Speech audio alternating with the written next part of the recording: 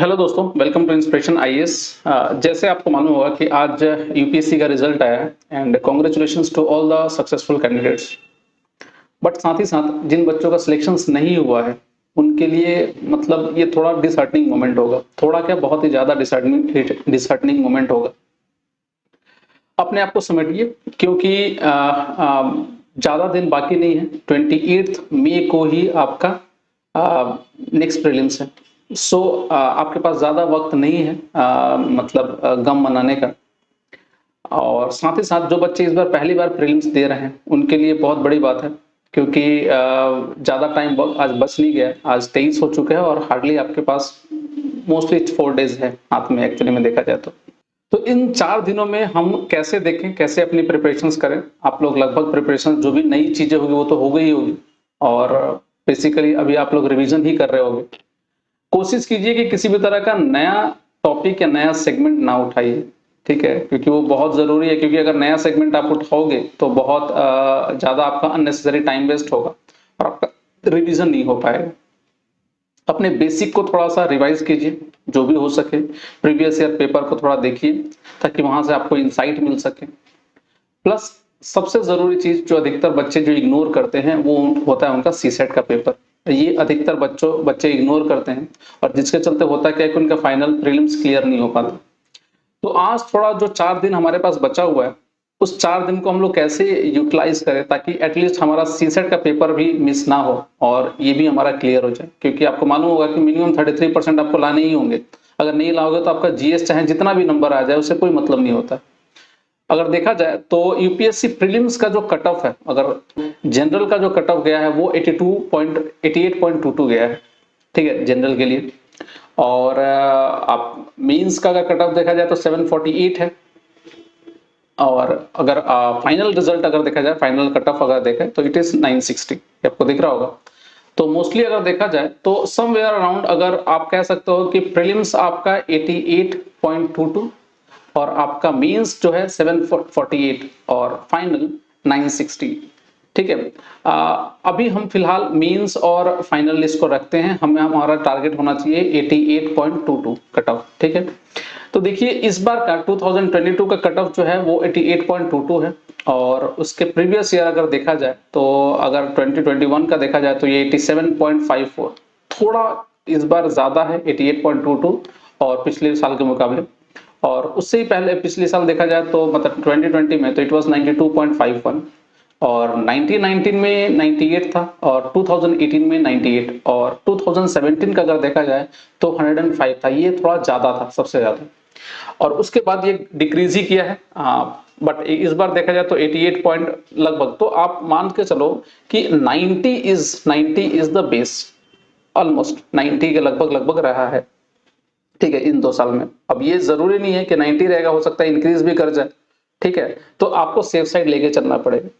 देखिए अगर प्रीलिम्स को अगर दिमाग में रखें तो 2-3 चीजें आपको ध्यान रखनी पड़ेगी। एक तो सबसे पहला कि ऐसा नहीं होता है कि प्रीलिम्स का जो पेपर अगर आप अपने दिमाग में डाल के रखो कि नहीं मुझे 90 क्वेश्चंस करना है जाके प्रीलिम्स में, और ये आप बना के गए कि मुझे 90 को मतलब प्री कंसीव कर लिए कि मुझे 90 क्वेश्चंस करना ही है, और पेपर टफ आ गया तो उसमें दिक्कत हो सकती है। आपके बहुत सारे नेगेटिव नंबर चले जाएंगे और हो सकता है आपका जीएस में भी पेपर मतलब सिलेक्शन ना हो पाए या कट ऑफ क्रॉस ना कर पाए। तो इसको थोड़ा आप देख के जाइएगा, क्योंकि देखिए कभी भी कट ऑफ जो होता है ना, कट ऑफ ऐसा नहीं होता है कि आप पेपर अगर टफ है तो ऑब्वियस सी बात है कट ऑफ नीचे जाएगा और पेपर इजी होगा तो कट ऑफ अपने आप ऊपर चला जाएगा। तो प्रीलिम जब पेपर आप दीजिएगा तो उस समय आपको समझ में आ जाएगा कि पेपर टफ है या इजी है। उसके हिसाब से अपने आप को अपने क्वेश्चंस का सिलेक्शन कीजिए और उसके हिसाब से आप लोग करिए उसको। ये प्री जज होकर नहीं जाना है कि मुझे इतने नंबर ही या इतने पेपर या इतने क्वेश्चन ही मुझे सॉल्व करने हैं जिससे मेरा कट ऑफ क्लियर हो जाएगा, ठीक है। तो ये मान के चलिए कि आपको जो करना है वो आपको एग्जाम के दिन ही डिसाइड करना पड़ेगा कि कितने क्वेश्चंस हमें करने हैं। वो आपको क्वेश्चन पेपर को देख के समझ में आएगा, ठीक है। बट इतना मान के चलिए कि 90 के करीब, 88 के करीब का लगभग रहता है, ठीक है। बट ये भी कोई जरूरी नहीं है, कम बेसी भी हो सकता है, ठीक है। तो ये थोड़ा जीएस का रहा। जीएस में कोशिश कीजिए जो अपने बेसिक जो है उसको थोड़ा रिवाइज कर लीजिए, जैसे कि पॉलिटी हो गया, जैसे कि आपका हिस्ट्री हो गया, हिस्ट्री में जो आपके जो कांग्रेस के जो सेशन हो गए या कुछ जो एक्ट्स वगैरह जो जैसे कि इंडियन नेशनल मूवमेंट के जितने भी इंसिडेंट्स वगैरह उसको थोड़ा देख लीजिए। प्लस ज्योग्राफी से रिलेटेड रिसेंट में जितने भी इंसिडेंट्स हुए हैं या प्लेसेस इन न्यूज का जो कंसेप्ट है उसको एक बार देख लीजिए, वो क्वेश्चंस वगैरह। तो ये कुछ चीजें हैं, प्लस आपके ecology and science and tech, ठीक है। इसके संग संग बजट और इकोनॉमिक सर्वे, ये थोड़ा बेसिक चीजें हैं, वो आप रिवाइज कर लीजिए।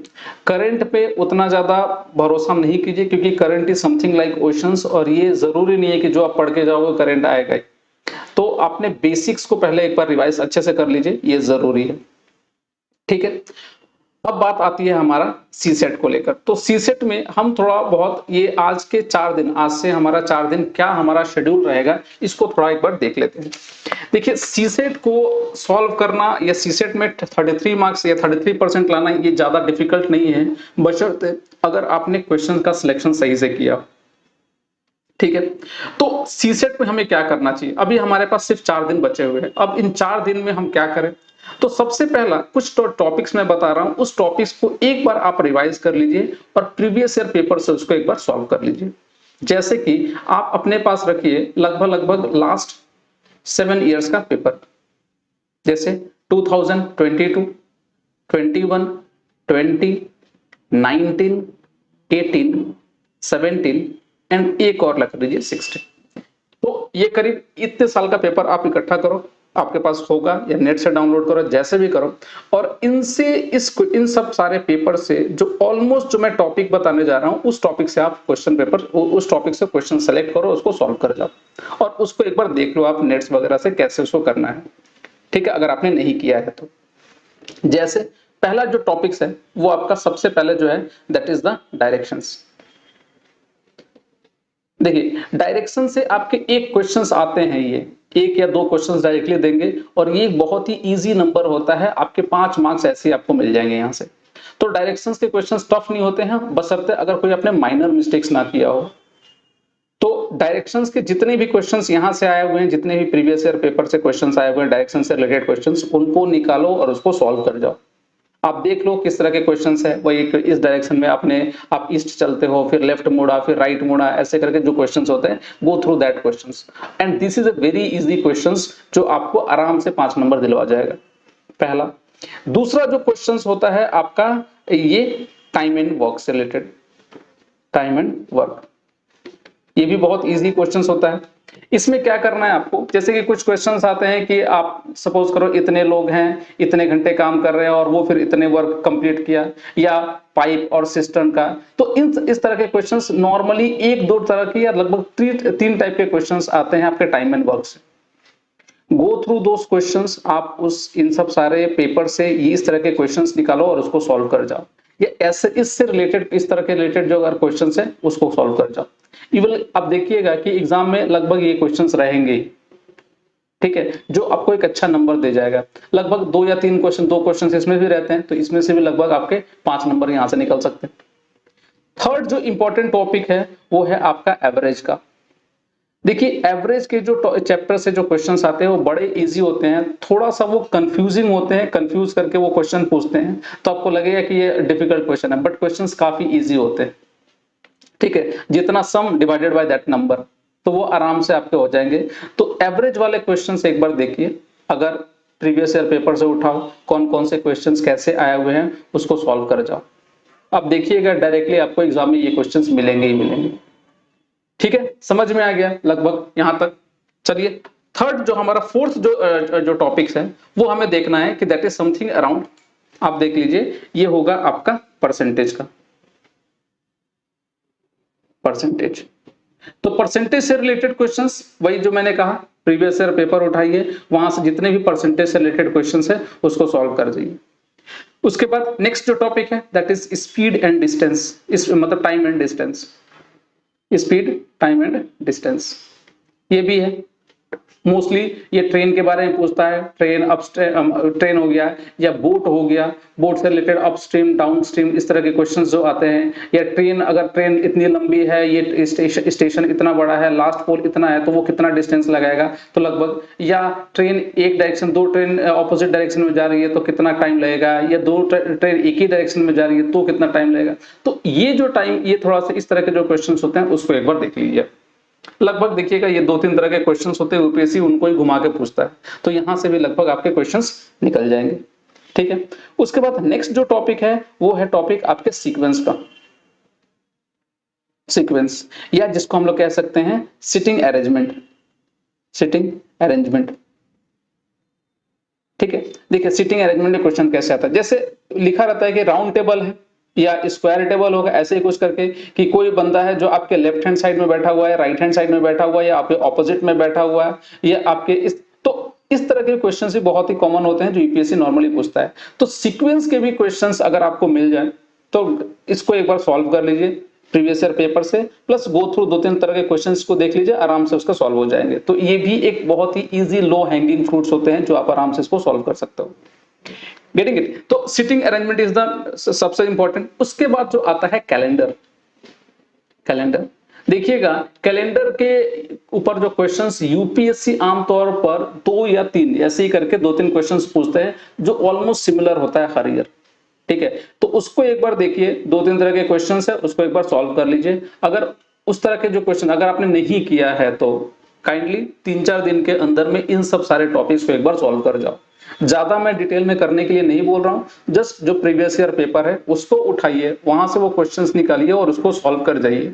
अगर उस तरह के, अगर आपने सपोज करो आपने प्रीवियस अभी तक सीसेट का उतने अच्छे से आपका प्रिपरेशंस नहीं है, तो आप कोशिश कीजिए कि ये सब जो टॉपिक्स है, जितने भी क्वेश्चंस आपको मैं बता रहा हूं, चाहे बस आपको प्रीवियस ईयर पेपर, कोई एक्स्ट्रा किताब नहीं उठानी है, कोई अलग अलग बुक नहीं उठाना, जस्ट आप प्रीवियस ईयर पेपर क्वेश्चन उठाओ। अगर आपको उसका सॉल्यूशंस मिल जा रहा है तो ठीक है, नेट में डालो, आराम से उसका सॉल्यूशन मिल जाएगा, गो थ्रू दैट वन, उसको एक बार सॉल्व कर डालो। बट उस तरह के क्वेश्चन आप याद रखना कि अगर भैया आ गया तो I will solve it. Clear है? तो ये कैलेंडर वाला क्वेश्चन हो गया। उसके बाद आता है आपका क्लॉक। क्लॉक से रिलेटेड, क्लॉक से रिलेटेड क्वेश्चंस बहुत ही इजी क्वेश्चंस होते हैं, ये आराम से आपको 2 या 3 मतलब लगभग 2, 2.5 नंबर या 5 नंबर आपको दिलवा के जाएगा, तो इसको भी मत छोड़िएगा, क्लॉक वाला क्वेश्चन। उसके बाद आता है आपका, ऑब्वियस सी बात है, डीआई, डाटा इंटरप्रिटेशंस, ये भी बहुत जरूरी है। अच्छा, एक चीज और आता है आपका ब्लड रिलेशंस। ब्लड रिलेशंस वाला, जैसे इनका चाचा, उनके फादर या मदर, ऐसे करके जो क्वेश्चन होता है, ये भी काफी इजी क्वेश्चंस होते हैं, ये भी लो हैंगिंग फ्रूट्स होते हैं। गो थ्रू दिस क्वेश्चंस, इसको भी नहीं छोड़ना है आपको। Getting it? That is the blood relations. उसके बाद जो सिंपल सा अगर देखा जाए तो आपका ऑब्वियस सी बात है, एक जैसे कि नंबर सिस्टम के भी कुछ क्वेश्चंस होते हैं, ठीक है, प्लस एक जंबल वर्ड्स, जैसे कि इसका मतलब ए, जैसे कि आप ले लो बॉम्बे, ऐसे लिखा रहेगा और इसको जंबल करके उल्टा, या इसका मतलब ये होगा, उसका मतलब ये, तो आखिर इसका एक्चुअली में क्या मतलब होगा। तो इस तरह के भी जो क्वेश्चंस होते हैं वो भी काफी सिंपल होते हैं, इसको भी एक बार आप देख लीजिएगा। इस तरह के क्वेश्चंस को भी आराम से आप सॉल्व कर सकते हो, they are also the low hanging fruits. Getting it? तो जिनका मैथ वीक है उनके लिए एक रामबाण इलाज है, जो भी मैंने यहाँ पर बताया। ये जो 7, 8, 10, 15 जो 10, 12 जो टॉपिक जो हमने बताया आपको, गो थ्रू दिस टॉपिक्स। उसके अलावा एक और टॉपिक है जो बहुत इजी होता है, that is dice, dice and cube का। ये काफी इजी टॉपिक होता है, इजी क्वेश्चंस होते हैं, इसको आप कभी मिस मत करना। इससे आप जाइए, क्वेश्चंस देखिए प्रीवियस ईयर पेपर, उसको उठाओ, सॉल्व कर डालो, क्वेश्चंस वैसे ही आएंगे। ठीक है, तो this is also very important. ये डाइस वाले क्वेश्चंस काफी आसान होते हैं। और एक क्वेश्चंस जो होते हैं आपके परमुटेशन एंड कॉम्बिनेशंस वाले। देखिए आमतौर पे लोग परमुटेशन एंड कॉम्बिनेशंस या प्रोबेबिलिटीज के क्वेश्चंस जो होते हैं, लोग आराम से इसको छोड़ के आते हैं। तो अगर आपको नहीं आता तो इसको छोड़ दो, बट परमुटेशन एंड कॉम्बिनेशंस वाला जो क्वेश्चंस होते हैं ये भी काफी इजी होते हैं। 2-3 तरह के क्वेश्चंस आते हैं, अगर आपको थोड़ा बहुत इसको देखोगे तो go through the previous year paper, आप आराम से इनको सॉल्व कर पाओगे। तो ये कुछ क्वेश्चंस रहे मैथ्स के जो काफी आसान होते हैं, आराम से इनको आप कर सकते हो। क्लियर? प्लस इसके अलावा दूसरा एक और चीज है, that is the reading comprehension. Reading comprehension is must for, अगर आपका मैथ वीक है तो आपको रीडिंग कॉम्प्रिहेंशन छोड़ने का कोई मतलब नहीं है। Reading comprehension is the must thing, आपको उसको करना ही होगा।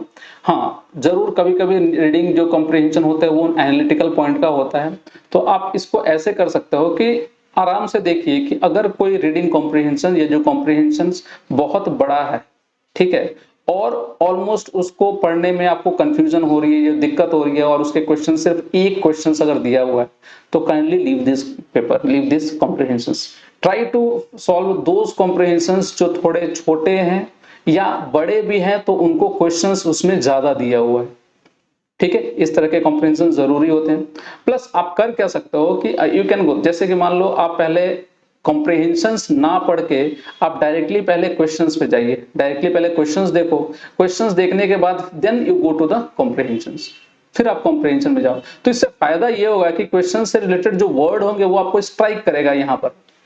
अगर ये स्ट्राइक किया तो यू कैन इजिली आपको उस जज कर पाओगे या समझ पाओगे आखिर इसका आंसर्स क्या होगा, ठीक है। ये एक ट्रिक होता है।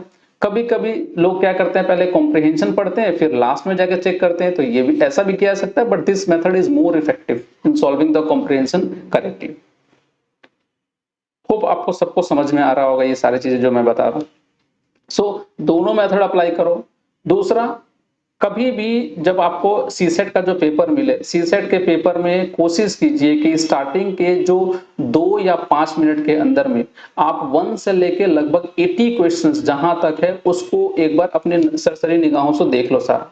मतलब पेपर सॉल्व करने से पहले आपको मालूम होना चाहिए कि पेपर का स्टैंडर्ड क्या है in CSAT. It is very must for everybody, जो भी बच्चे ये वीडियो देख रहे हैं या सुन रहे हैं, आप कोशिश कीजिएगा कि क्वेश्चन नंबर 1 से लेके क्वेश्चन नंबर 80 तक आपको मालूम होना चाहिए कि कौन सा क्वेश्चंस कहां पर है, कौन से टॉपिक से कहां पर क्वेश्चंस रखा हुआ है। अदरवाइज होता क्या है कि लोग स्टार्टिंग क्वेश्चन नंबर 1 से करना शुरू कर देते हैं और क्वेश्चन नंबर 1 से करने के बाद उनको लास्ट में मालूम चलता है कि बीच का क्वेश्चंस काफी टफ है, तो फिर डिमोटिवेट हो जाता है, उसके बाद पेपर ही छूट जाता है। तो ऐसा नहीं होना चाहिए आपके संग। गो थ्रू द पेपर, एक बार पूरा पेपर को देखो, भले आपका 4-5 मिनट स्टार्टिंग का लग जाए।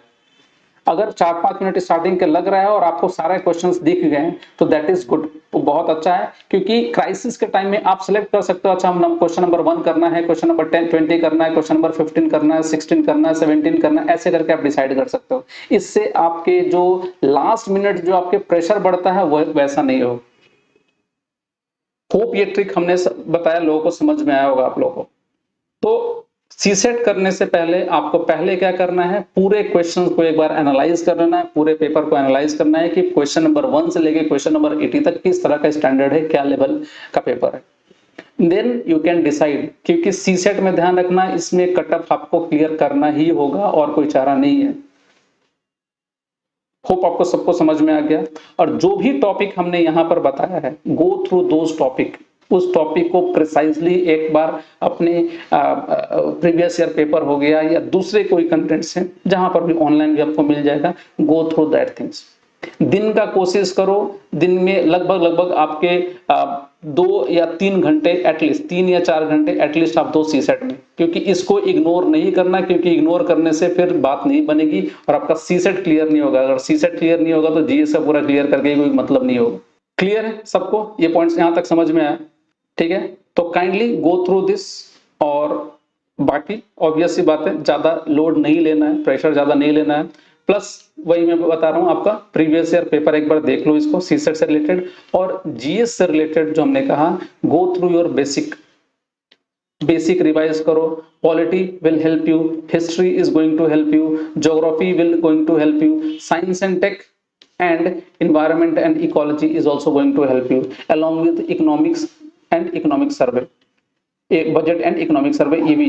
तो कोशिश करो इस सेगमेंट में आप इसको रिवाइज करो, polity, history, geography, science and tech, environment and ecology, and कोशिश करो करंट अफेयर्स में ज्यादा अपना सर नहीं घुमाना है। It is not required that much, जितना पढ़ा है अपने current affairs that is sufficient.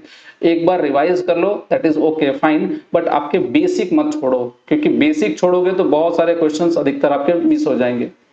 आप मान के चलो हर कोई लगभग 35 to 40 क्वेश्चंस आराम से कर लेगा, बट प्रॉब्लम डिफरेंस वो होता है कि जब आप नेगेटिव मार्किंग करना शुरू कर देते हो, तो कृपया नेगेटिव मार्किंग ज्यादा नहीं होना चाहिए आपका।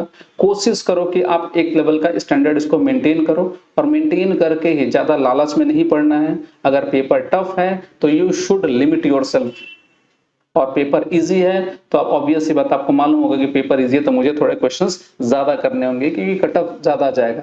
बट कितना भी हो, कट ऑफ 105 से ऊपर नहीं जाएगा। हाँ, अगर यूपीएससी ने डिसाइड कर लिया इसके ऊपर रखना, ये तो फिर अलग बात है। बट कोशिश करो कि 105 से ऊपर कट ऑफ नहीं जाएगा, तो आपको इस हिसाब से अपने पेपर को अटेम्प्ट करने हैं। ठीक है, ठीक है दोस्तों, just best of luck. Use this 4 days very judiciously, you are going to clear this examinations. ठीक है, चलिए मेंस में मिलते हैं। ठीक है, टेक केयर।